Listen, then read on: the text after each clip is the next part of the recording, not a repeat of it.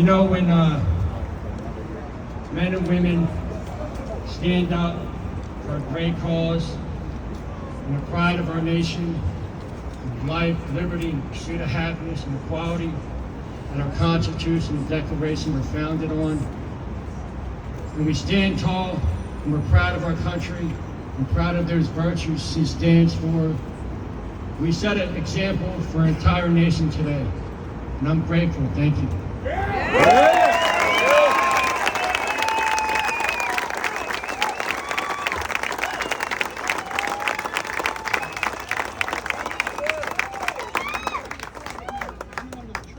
So in the SEAL community, there's nothing more that we respect than courage, sacrifice, and love.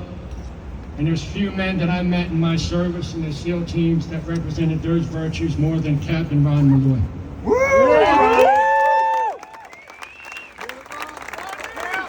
Thanks, Dad, for a great introduction. I'll start by welcoming our family, friends, teammates, swimmers, and sponsors here today. What a great day it is for the Navy SEAL Foundation and our Uncommon Grit Foundation as well. Bravo Zulu for all those that had a helping hand in putting together this year's event. If you're not familiar with that Navy term, you just might be in the wrong place today. Just kidding, it means well done. So a special round of applause for Mr. Bill Brown, our race director, and all our volunteers.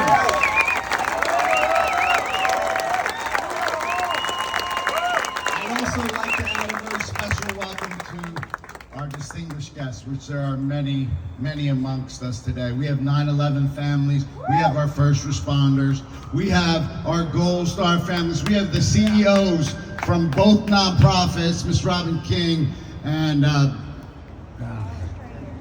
Dan McBee there, can't believe you. Just a lot of distinguished guests. Is the mayor here today? He couldn't make it. Okay, so that, again, a lot of distinguished guests, and that's awesome. It's a great honor and a privilege to be here today in front of you. Anytime I could be a small part of this event, it means the world to me. The commemoration of Extortion 17 and 9/11 is no smaller deal. Now, at a time of great tragedy or commemorations like this, I think it's appropriate to say that there are no words that I can say to ease the pain of those who have lost loved ones. And that's exactly what happened on 9/11. We lost our loved ones. Moms, dads, sons, daughters, aunts, uncles, innocent men, women, children, going about their daily lives, and our incredibly brave first responders. 2,983 right here at the World Trade Center near Shanksville, Pennsylvania, and at the Pentagon. That number also includes the 6 people killed in the first World Trade Center bombing. Now, in the aftermath, in the immediate aftermath, you had hundreds of first responders, just picture this in your head, hundreds of first responders rushing towards and into burning towers. Actions that would occur over and over again, actions that were absolutely replete with examples of extraordinary heroism. And in the 22 years since, we've lost tens of thousands of Americans and Allied soldiers. And let us not forget our foreign partner forces, men that fought and died right alongside our military members, men, several of them, who were on board Extortion 17 when it went down. Men that were fighting and hoping for a better way of life. While Extortion 17 and the downing of Extortion 17 is not 9/11, the two tragedies are nevertheless inextricably linked to the events of that September day. And the courage displayed by the soldiers that boarded Extortion 17 in response to a battlefield emergency on 6 August 2011 is no less inspirational than the courage displayed by our first responders that rushed toward and into burning towers. Here, here. And the continued courage displayed by the families, the friends, and the teammates that were left behind is indicative of the strength, the resolve, and deep compassion of this great nation since 9/11.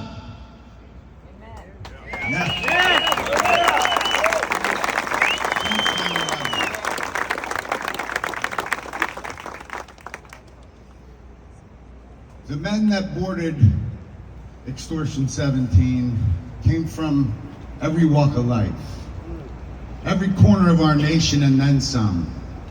They represent all that is good about our country. They were all volunteers. They were all children of 9/11 who raised their right hand and swore an oath to support and defend the Constitution against all enemies, foreign and domestic, and to bear true faith and allegiance to the same. But most of all, they were all serving for a cause that was greater than themselves. And that generation, forged in the aftermath of 9/11, will continue to shape the future of America and ensure our freedom for centuries to come.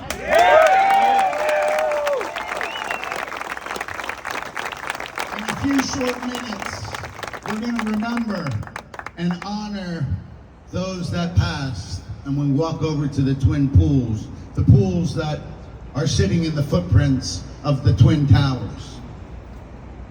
And we're going to remember and honor our Extortion 17 brothers. I'm going to throw in the rest of our fallen teammates, and then I want you to do me a favor while you're staring down deep into those pools.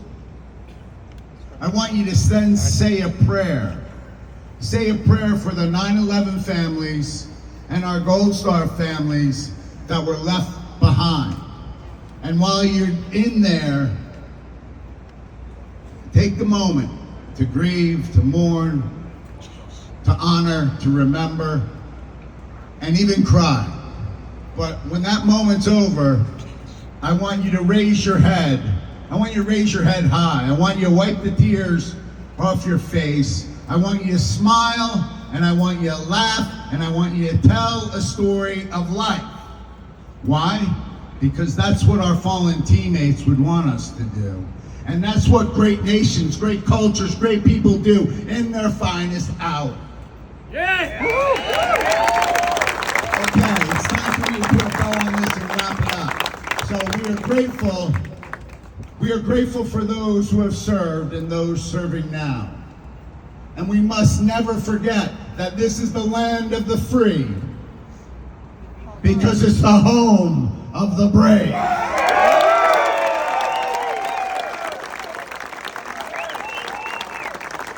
For our active duty out there today, may your aim always be true and your blade never dull. May God protect our first responders and our troops today and every day. May God continue to comfort our Gold Star family members and our 9/11 family members. And may the light perpetually shine upon our fallen who are known for acting selflessly with ferocious determination and raw courage in the face of near certain death. And then may all the rest of us live our lives worthy of their sacrifices.